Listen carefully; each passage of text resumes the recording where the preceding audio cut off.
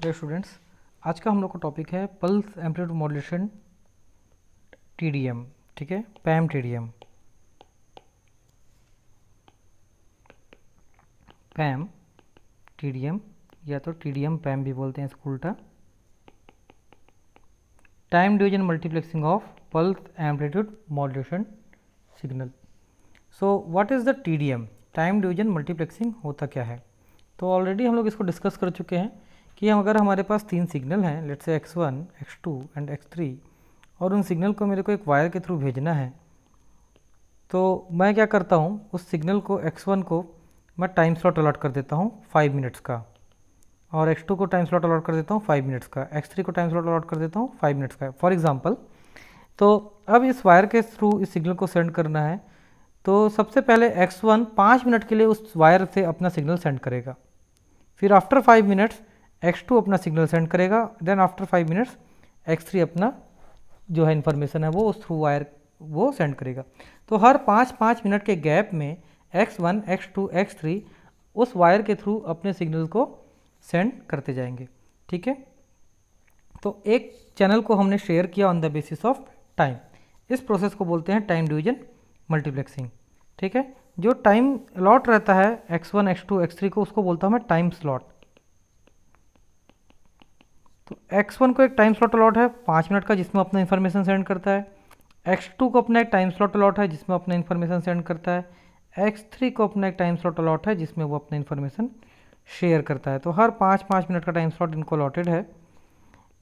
जब पूरा एक साइकिल कंप्लीट हो जाता है, मतलब तीनों लोग अपने अपने तीनों जो सिग्नल हैं x1, x2 और x3 अपना अपना इन्फॉर्मेशन सेंड कर चुके होते हैं, उसको हम लोग बोलते हैं वन फ्रेम। तो एक फ्रेम में सारे सिग्नल अपने अपने टाइम का यूटिलाइज करके अपने सिग्नल सेंड कर देते हैं। उसके बाद फिर से अगेन x1 की बारी आती है, x2 की बारी आती है, x3 की बारी आती है, और ये प्रोसेस रिपीट में चलते रहता है। तो x1 को 5 मिनट मिला, उसने अपना सिग्नल सेंड किया। x2 को 5 मिनट मिला, उसने अपना सिग्नल सेंड किया। x3 को 5 मिनट मिला, उसने अपना सिग्नल सेंड किया। फिर जब x3 अपना इन्फॉर्मेशन सेंड कर देगा, तो फिर से x1 की बारी आती है, ये चैनल फिर से लोकेट होता है x1 को, फिर x1 अगले 5 मिनट में अपना इन्फॉर्मेशन शेयर करता है। फिर x2 उसी क्रम में और x3 उसी सीक्वेंस में अपना शेयर जो इन्फॉर्मेशन है बार बार वो शेयर करते जाते हैं। तो ये प्रोसेस बार बार चलते रहता है। तो ये लोग पूरा इन्फॉर्मेशन एक साथ नहीं भेजते, हर 5-5 मिनट में अपना इन्फॉर्मेशन ये भेजते जाते हैं। ठीक है, तो ये हो जाएगा टीडीएम। इसी प्रोसेस का यूज़ करके हम लोग टीडीएम पैम यूज़ करते हैं। पल्स एम्पलीट्यूड मॉड्यूलेशन सिग्नल को हम लोग टाइम डिवीजन मल्टीप्लेक्सिंग के थ्रू सेंड करते हैं। सो टीडीएम जो होता है जनरली डिजिटल कम्युनिकेशन में यूज़ होता है। तो मान लीजिए जैसे कि हमारे पास एक सिग्नल है xt, कोई सिग्नल है x ऑफ t। तो इसको मैं जनरली एनालॉग से डिजिटल फॉर्म में कन्वर्ट करने के लिए क्या परफॉर्म करता हूँ? सैम्पलिंग। तो sampling, natural sampling, flat top sampling या आइडियल सैम्पलिंग जो भी है, उसका एक सैम्पलिंग परफॉर्म करते हैं। सो लेट से फ्लैट टॉप सैम्पलिंग परफॉर्म कर रहे हैं हम लोग। तो मैं इसका एक सैंपल लेता हूँ यहाँ पे इस सिग्नल का। इस सिग्नल का मैंने एक सैंपल लिया यहाँ पे, इसको मैं बोल रहा हूँ x1 ऑफ 0, पहले सिग्नल का पहला सैंपल। ठीक है, उसके बाद आफ्टर टाइम ts इसका मैं दूसरा सैंपल लेता हूँ यहाँ पे, तो इसको मैं बोल रहा हूँ x1 ऑफ 1, पहले सिग्नल का दूसरा सैंपल। ठीक है, x1 0 क्या है? पहले सिग्नल का पहला सैंपल। x1 ऑफ 1 क्या है? पहले सिग्नल का दूसरा सैंपल। दो सैंपल के बीच का जो टाइम होता है उसको क्या बोलते हैं हम लोग? सैम्पलिंग पीरियड, यानी कि ts। इसकी वैल्यू होती है 1/fs। fs क्या होता है? Sampling frequency. ठीक है, अब देखिए इस सिग्नल को डिस्क्रीट फॉर्म में कन्वर्ट करना है, तो इसका डिस्क्रीट वर्जन ऐसा दिखाई देता है। ये इसका पहला sample x1 of 0, after time ts मैंने उसका दूसरा सैंपल लिया x1 ऑफ 1, फिर आफ्टर टाइम 2 ts उसका तीसरा सैंपल लेते हैं x1 ऑफ 2। इस टाइप से इसके n नंबर ऑफ सैंपल्स हम लोग लेते जाते हैं। ठीक है, इसका और इसके बीच का जो टाइम होता है वो होता है ts। हर दो सैंपल के बीच का जो टाइम होता है वो होता है ts।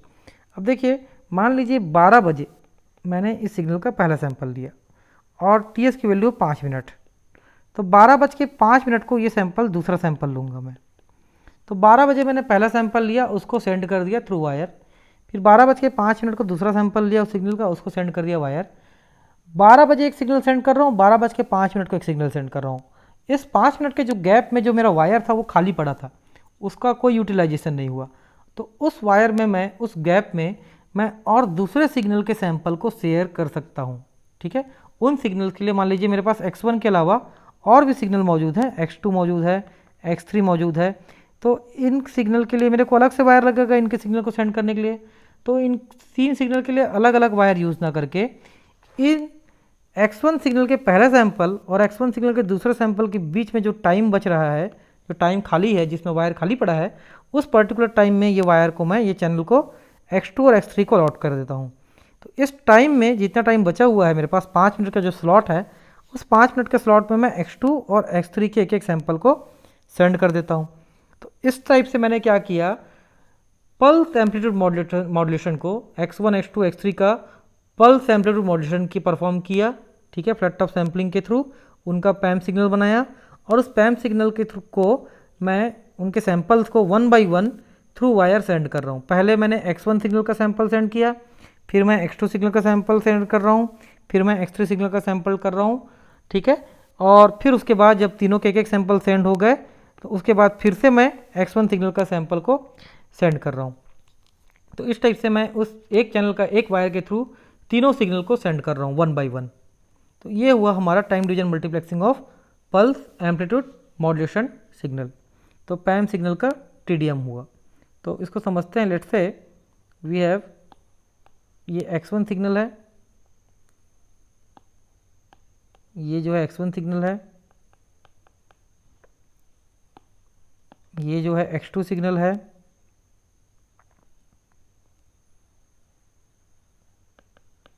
और ये जो है वो आपका x3 सिग्नल है।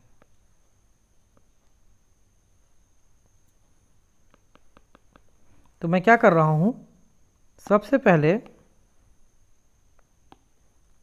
इस टाइम पे x1 का एक सैंपल ले रहा हूँ जिसको मैं बोल रहा हूँ x1 ऑफ 0। ठीक है, तो यहाँ पे मैंने एक सैंपल लिया x1 सिग्नल का, उसको सेंड कर दिया वायर से। इसको मैं बोल रहा हूँ x1 ऑफ 0। ठीक है, अब उसके कुछ देर के बाद, इसका टाइम ts के बाद, टाइम ts के बाद इस सिग्नल का मैं दूसरा सैंपल ले रहा हूँ यहाँ पे, इसको मैं बोल रहा हूँ x1 of 1। After time ts उसी सिग्नल का, पहले सिग्नल का दूसरा सैंपल ले रहा हूँ, इसको मैं बोल रहा हूँ x1 ऑफ 1। ये पहला सैंपल और दूसरा सैंपल के बीच का गैप कितना है, ts। अब देखिए, जब इसका सैंपल लिया पहला सैंपल, उसके कुछ देर के बाद आफ्टर सम टाइम मैं दूसरे सिग्नल का, जो दूसरा सिग्नल है उसका सैंपल ले रहा हूँ यहाँ पे लेट से। तो ये दूसरे सिग्नल का पहला सैंपल है x2 ऑफ 1, x2 ऑफ 0। तो यहाँ पे मैंने लिया x2 ऑफ 0। उसके बाद जब इस सिग्नल का सैंपल लिया, उसके कुछ देर के बाद मैं तीसरे सिग्नल का एक सैंपल ले रहा हूँ। तो यहाँ पे मैंने लिया x3 ऑफ 0। देखो, पहले सिग्नल का पहला सैंपल लिया, फिर दूसरे सिग्नल का पहला सैंपल लिया, फिर तीसरे सिग्नल का पहला सैंपल लिया, और 1 बाई 1 इन सैंपल्स को मैं वायर के थ्रू भेज दिया।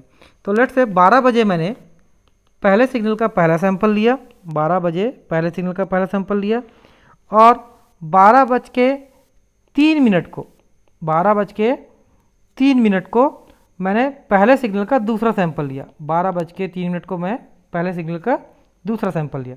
तो पहले केस में क्या हो रहा था, जो वायर लगी हुई थी, जिस कम्युनिकेशन चैनल के थ्रू मैं सिग्नल को सेंड कर रहा था, उसमें 12 बजे मैं एक सिग्नल सेंड कर रहा था x1 ऑफ 0, फिर 12:03 को मैं दूसरा सिग्नल सेंड कर रहा था x1 ऑफ 1। 12:01 से 12:03 तक ये जो वायर था, इसमें कोई भी सिग्नल नहीं जा रहा था, खाली पड़ा था। अब मैंने नया तरीका निकाला। अब मैं 12:01 को क्या कर रहा हूँ, पहले सिग्नल x1 का पहला सैंपल सेंड किया। 12:02 को मैं दूसरा जो सिग्नल है ये x2, उसको सेंड किया, उसका पहला सैंपल को, ठीक है। तो 12:02 को ये वाला सैंपल चला गया। फिर 12:03 को जो तीसरा सैंपल है, सॉरी 12:01 को ये वाला सैंपल चला गया, और 12:02 को फिर जो तीसरा सिग्नल है उसका सैंपल चला गया। तो 12:02 को ये चला गया। अब जो चैनल खाली पड़ा था 12 बजे से 12:03 के बीच में, उसको मैंने यूज़ कर लिया दूसरा और तीसरा नंबर के सिग्नल को सेंड करने के लिए, उनके एक एक सैंपल को भेज दिया। तो पहले पहला सिग्नल का पहला सैंपल, फिर दूसरा सिग्नल का पहला सैंपल, फिर तीसरे सिग्नल का पहला सैंपल, इसको मैं एक ही वायर में भेज दिया, सेम वायर में सेम चैनल का यूज़ करके मैंने तीनों सिग्नल के सैंपल्स को भेज दिया। तो ये पहले सिग्नल का पैम सिग्नल, दूसरे सिग्नल का पैम सिग्नल, तीसरे सिग्नल का पैम सिग्नल, और तीनों एक ही साथ एक ही वायर में जा रहे हैं बट अलग अलग टाइम पे। तो मैंने टाइम डिवीजन मल्टीप्लेक्सिंग का यूज़ करके यहाँ पे 3 सिग्नल को एक ही वायर में सेंड कर दिया हूँ, ठीक है। इसी टाइप से आफ्टर 12:03 मैं दूसरा सिग्नल भेजूंगा, दूसरा सिग्नल मतलब पहले सिग्नल का दूसरा सैंपल भेजूंगा ये। फिर 12:04 को मैं जो ये सिग्नल है रेड वाला x2, उसका दूसरा सैंपल भेजूंगा x2 तो ये x2 चला जाएगा। फिर उसके कुछ देर के बाद मैं ये तीसरा सिग्नल है उसका दूसरा सैंपल भेज दूंगा। तो ये जो एक पूरा ये ग्रुप है उसको मैं बोलता हूँ 1 फ्रेम। जब तीनों सिग्नल के एक एक सैंपल चले जाते हैं और फिर से वो चैनल जो है पहले सिग्नल के पास वापस आ जाता है, उसको वो हम लोग बोलते हैं 1 फ्रेम। अब पहले सिग्नल का पहला सैंपल दैट मीन दिस वाला, और पहले सिग्नल का दूसरा सैंपल या ये वाला, उसके बीच का जो टाइम होता है उसको बोलते हैं TS। तो कोई भी सिग्नल के 2 सैंपल के बीच का टाइम होगा TS। ये रेड और रेड के बीच का टाइम TS होगा, ग्रीन और ग्रीन के बीच का टाइम TS होगा, ब्लू और ब्लू जो सैंपल दिख रहे हैं उनके बीच का टाइम होगा TS, ठीक है। तो ये होता है PAM TDM। कितना क्लियर है ना। इसको परफॉर्म करने के लिए इसका एक ब्लॉक डायग्राम देखते हैं कि ये कैसे वर्क करता है। तो ये उसका ब्लॉक डायग्राम है। इसको चलिए यहाँ उठा लेते हैं यहाँ से।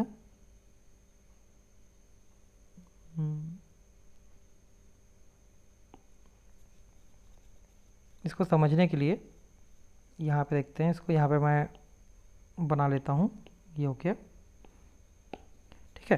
तो अब इस पे देखो, सबसे पहले ब्लॉक डायग्राम में देखो क्या क्या चीज़ लगा हुआ है। यहाँ पे सबसे पहले मैसेज सिग्नल है x1 x2 xn। लेट से मेरे पास n मैसेज सिग्नल्स हैं, x1 x2 xn, ठीक है। ये सबसे पहले मैसेज सिग्नल को मैं पास करता हूँ लो पास फिल्टर से। ये लो पास फिल्टर को बोलते हैं हम लोग एंटी अलियासिंग फिल्टर। ये लो पास फिल्टर क्या करता है, x1 x2 और x3 सिग्नल को बैंड लिमिट करता है। क्या होता है कि जनरली हम लोग पहले भी पढ़े हुए हैं कि जो भी सिग्नल रहता है रियल टाइम सिग्नल, वो बैंड अनलिमिटेड रहता है, मतलब उसकी जो फ्रीक्वेंसी रहती है FM वो रहती है इन्फिनाइट, ठीक है। उसकी जो बैंडविड्थ रहती है वो रहती है इन्फिनाइट। तो FS should be greater than equal to 2FM होना चाहिए प्रॉपर सैम्पलिंग के लिए। अगर FM की वैल्यू इन्फिनाइट है तो ये कंडीशन कभी फुलफिल नहीं हो पाएगी, मतलब एक रियल टाइम सिग्नल कभी भी सैंपल नहीं हो पाएगा, क्योंकि उसकी बैंडविड्थ जो रहती है वो इन्फिनाइट रहती है। तो उसकी बैंडविड्थ को कम करने के लिए हम लोग क्या यूज़ करते हैं, एंटी अलियासिंग फिल्टर। तो एंटी अलियासिंग फिल्टर हर सिग्नल के बैंडविड्थ को कम कर देता है, एक लिमिट कर देता है, ठीक है। मान लो हर सिग्नल के बैंडविड्थ को वो FM कर देता है। तो सबसे पहले हम लोग सिग्नल को पास करते हैं एंटी अलियासिंग फिल्टर से। एंटी अलियासिंग फिल्टर का जो आउटपुट रहता है सेम सिग्नल रहता है, x1 x2 x3, ये तीनों सिग्नल सेम रहेंगे, बट इसकी जो बैंडविड्थ रहेगी वो मैक्सिमम फ्रीक्वेंसी जो रहेगी वो FM हो जाएगी, कुछ लिमिट हो जाएगी। मतलब जो पहले अनलिमिटेड हुआ करती थी अब उनकी कुछ बैंडविड्थ हो जाएगी, फिक्स हो जाएगी, कुछ लोअर फ्रीक्वेंसी हो जाएगी, ठीक है। तो ये मान के चलिए, फिलहाल ये समझ लेते हैं कि लो पास फिल्टर से पास होने के बाद सिग्नल कुछ चेंज नहीं हुआ, वही सिग्नल है। लो पास फिल्टर का आउटपुट है x1 पहला सिग्नल, x2 दूसरा सिग्नल, x3 तीसरा सिग्नल, ठीक है। अब यहाँ पे एक सर्किट लगा हुआ है जिसको मैं बोलता हूँ कम्यूटेटर, एक रोटेटिंग स्विच है। ये मैकेनिकल स्विच हो सकता है, इलेक्ट्रॉनिक स्विच हो सकता है। ये स्विच इस टाइप से रोटेट कर रहा है, घूम रहा है, ठीक है। तो जब ये पूरा एक चक्कर लगाता है तो क्या होता है देखते हैं। जब ये स्विच घूमता है तो ये वन बाय वन ये जो पॉइंट्स हैं उनसे कांटेक्ट करता है। जब ये वाला स्विच इस वाले पॉइंट से कांटेक्ट करेगा मतलब x1 से, तो उस टाइम पे let's say this is x1, this is x2 and this is x3। अलग अलग कलर से बनाते हैं। Let's this is x2 and this is x3। ठीक है। सो क्या होगा कि जब वो स्विच पहले वाले पॉइंट से कनेक्ट होगा, ये घूम रहा है, रोटेट कर रहा है, तो ये घूमते घूमते इस स्विच से कनेक्ट होगा, तो वो उस पर्टिकुलर टाइम पे x1 की जो वैल्यू है उसको सैंपल कर लेगा, उसकी सैंपल ले लेगा। तो ये x1 है, ये x2 है और ये x3 है। जब ये स्विच इससे कनेक्ट होगा तो वो यहाँ पे ये चैनल है जिसके थ्रू जा रहा है, तो चैनल में वो प्रोड्यूस करेगा इस सिग्नल का सैंपल जब वो इससे कनेक्ट होगा। तो ये स्विच जब इस पॉइंट से कनेक्ट होगा तो वो पहला सिग्नल का सैंपल लेगा, तो x1 ऑफ 0 दैट इज़ पहले सिग्नल का पहला सैंपल। ठीक है। तो मान लीजिए स्विच अभी यहाँ कनेक्ट हुआ, तो कनेक्ट होने के बाद ये इसने सैंपल लिया ये x1 ऑफ 0। क्लियर। अब ये स्विच जब घूमते घूमते थोड़ी देर बाद दूसरे नंबर के नोड से कनेक्ट होगा यहाँ से। जब ये इस वाले नोड से कनेक्ट होगा ये स्विच, तो वो दूसरे सिग्नल से कनेक्ट हुआ मतलब वो दूसरे सिग्नल का सैंपल लेगा, x2 ऑफ 0। वैसा ही वो घूमते घूमते n नंबर, लेट्स से इसको मैं n लिखता हूँ xn, वो n नंबर के सिग्नल से कनेक्ट होगा। इसी टाइप से वो हर सिग्नल से कनेक्ट होते जाएगा। जब वो इस पॉइंट से कनेक्ट होगा तो वो तीसरा जो सिग्नल है nth सिग्नल है उसका एक सैंपल लेगा।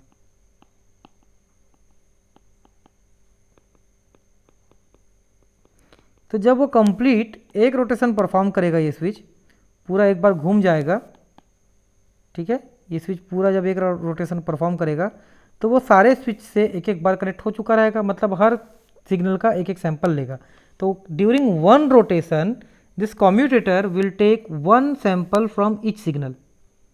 1 2 3 एटलीस्ट वन, एक से ज़्यादा भी ले सकता है, वो हम लोग बाद में देखेंगे कैसे लेता है। लेकिन अभी के केस में इतना समझ लो कि जब ये कम्यूटेटर का स्विच पूरा एक रोटेशन परफॉर्म करेगा तो वो हर सिग्नल से एक एक सैंपल ले लेगा और ये सिग्नल को वो सेंड कर देगा थ्रू दिस चैनल। ठीक है। और ये सिग्नल जाएंगे डी कम्यूटेटर के पास। जब ये स्विच सेकंड टाइम रोटेट करेगा, दूसरी बार जब ये पूरा एक रोटेशन किया तो एक एक ले लिया सैंपल, जब ये दूसरी बार रोटेट करेगा तो फिर से वही प्रोसेस करेगा। तो जब ये स्विच दूसरी बार रोटेट करेगा तो फिर से एक बार इससे कनेक्ट होगा, एक बार इससे कनेक्ट होगा और एक बार इससे कनेक्ट होगा। तो फिर ये दूसरा सैंपल लेगा, जब इससे कनेक्ट होगा तो सेकंड सैंपल लेगा, जब इससे कनेक्ट होगा तो वो दूसरा सैंपल लेगा इस सिग्नल का x2 का, जब वो nth नंबर के सिग्नल से कनेक्ट होगा तो वो xn का दूसरा सैंपल लेगा। तो जब दूसरा रोटेशन करेगा तो सभी सिग्नल का दूसरा सैंपल लेगा वो।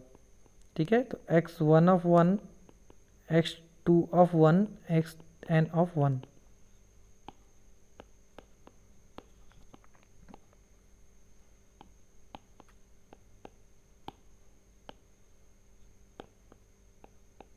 xn of 1, x2 of 1, x1 of 1। तो ड्यूरिंग सेकंड रोटेशन, ये फर्स्ट रोटेशन में उसने पहला सैंपल लिया, सेकंड रोटेशन में उसने दूसरा सैंपल लिया, जब वो थर्ड रोटेशन परफॉर्म करेगा मतलब तीसरी बार ये स्विच घूमेगा पूरा, तो तीसरा सैंपल लेगा सभी सिग्नल का। इस टाइप से हर रोटेशन में वो एटलीस्ट एक एक सैंपल लेते जाएगा। अब ये सब सिग्नल्स को, ये सब सैंपल्स को वो सेंड कर देगा थ्रू चैनल। अब ये सब सिग्नल जाएंगे डी कम्यूटेटर के पास। तो जब डी कम्यूटेटर के पास पहुंचेगा तो मान लीजिए पहला सिग्नल x1 ऑफ 0 पहुंचता है, ये वाला। तो जब ये पहला ब्लू वाला सिग्नल इस पे डी कम्यूटेटर के पास पहुंचेगा तो ये क्या चीज़ है, ब्लू वाला, ये पहले सिग्नल का पहला सैंपल है। तो ये डी कम्यूटेटर कनेक्ट होगा पहले लो पास फिल्टर से। ठीक है। तो पहले लो पास फिल्टर से कनेक्ट होगा और उसको वो पहला सिग्नल का पहला सैंपल प्रोवाइड करेगा। जब पहले दूसरा सिग्नल का पहला सैंपल यानी कि x2 ऑफ 0, ये सिग्नल चैनल से होते हुए डी कम्यूटेटर के पास जाएगा, तो उस टाइम पे डी कम्यूटेटर दूसरे लो पास फिल्टर से कनेक्ट होगा, तो दूसरे लो पास फिल्टर को प्रोवाइड कर देगा x2 ऑफ 0। इसी टाइप से वो nth वाले सिग्नल को xn ऑफ 0 प्रोवाइड कर देगा। ठीक है। तो रिस्पेक्टिव लो पास फिल्टर को उसके वो सैंपल प्रोवाइड करने का काम कौन करता है? डी कम्यूटेटर करता है। तो ये जो कम्यूटेटर और डी कम्यूटेटर हैं वो सिंक्रोनाइज मैनर में घूमते हैं, ठीक है। इस टाइप से घूमते हैं कि पहले सिग्नल का पहला सैंपल पहले लो पास फिल्टर के पास जाए, पहले सिग्नल का दूसरे सिग्नल का जो पहला सैंपल है वो दूसरे लो पास फिल्टर के पास जाए, और nth नंबर का सिग्नल का जो सैंपल है वो nth नंबर के लो पास फिल्टर के पास जाए। ऐसा नहीं होना चाहिए कि पहले सिग्नल का सैंपल दूसरे सिग्नल के लो पास फिल्टर के पास जा रहा है, दूसरे सिग्नल का सैंपल पहले सिग्नल के लो पास फिल्टर पर जा रहा है। अगर ये दोनों की स्पीड अलग अलग रहेगी तो ये सिंक्रोनाइज नहीं रहेंगे और ये वाली गलती हो जाएगी। तो ये दोनों जो कम्यूटेटर और डी कम्यूटेटर हैं वो सिंक्रोनाइज मैनर में इस टाइप से घूमते हैं कि अगर कम्यूटेटर इस वाले सिग्नल से कनेक्टेड है, यहाँ से पहले लो पास फिल्टर से, उसी टाइम पे डी कम्यूटेटर इस वाले लो पास फिल्टर से कनेक्टेड रहता है। तो जब ये पहला सैंपल लेता है पहले सिग्नल का, तो उसी टाइम पे ये उस पहले सैंपल को लो पास फिल्टर को प्रोवाइड करता है, ठीक है। इस टाइप से इनके बीच में सिंक्रोनाइजेशन होता है। तो ये चीज़ को ध्यान रखना बहुत ज़रूरी है, सिंक्रोनाइजेशन को। तो ये कंप्लीट प्रोसेस हुआ। अब ये कम्यूटेटर जो एक रोटेशन परफॉर्म करता है, उस एक रोटेशन को परफॉर्म करने में इसको जो टाइम लगता है वो होता है टी एस। तो एक रोटेशन जो परफॉर्म करता है उसको बोलते हैं 1 फ्रेम। जब ये कम्यूटेटर एक रोटेशन परफॉर्म कर लेता है उसको बोलते हैं 1 फ्रेम, और 1 फ्रेम का टाइम होता है टी एस, ठीक है। तो जब पहला सैंपल लिया इस सिग्नल का यहाँ पे, उसके बाद ये पूरा एक रोटेशन परफॉर्म किया, एक रोटेशन परफॉर्म करने के बाद ये सिग्नल का दूसरा सैंपल लेगा, पहले सिग्नल का दूसरा सैंपल, यानी कि ये वाला, ठीक है। तो इसके बीच का जो टाइम होता है वो कितना होता है? T S. तो इसका एक रोटेशन कंप्लीट करने में जो टाइम लगता है वो होता है टी एस। तो कम्यूटेटर एक रोटेशन कंप्लीट करने में टाइम लेता है टी एस, ठीक है, और उस टी एस टाइम में हर सिग्नल का एक एक सैंपल ले लेता है। तो ये हुआ पैम टी डी एम सिस्टम। अब नेक्स्ट क्लास में इसके बैंडविड्थ के ऊपर अपन डिस्कशन करेंगे।